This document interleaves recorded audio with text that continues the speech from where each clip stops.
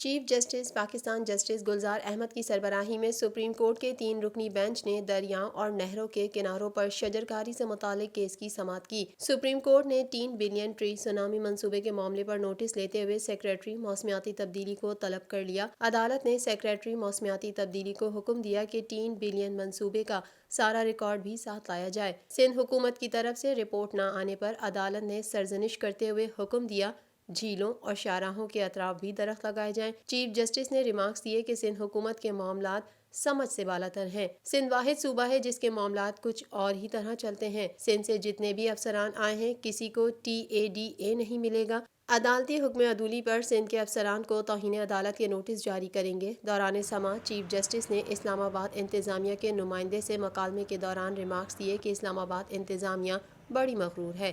اسلام آباد میں 5 لاکھ درخت کہاں لگائے ہیں؟ آپ نے سارے درخت بنی گالہ میں ہی لگائے ہوں گے۔ سپریم کورٹ نے خیبر پختونخوا کے سیکریٹری ماحولیات کی بھی سرزنش کی۔ چیف جسٹس نے ریمارکس دیے کہ خیبر پختونخوا کا محکمہ ماحولیات چور اور آپ اس کے سربراہ ہیں، آپ کو تو سیدھا جیل بھیج دینا چاہیے۔ پاکستان بھر میں نمائندگان کا وسیع نیٹ ورک، ہر خبر جاننے کے لیے دیکھتے رہیے TNN TV۔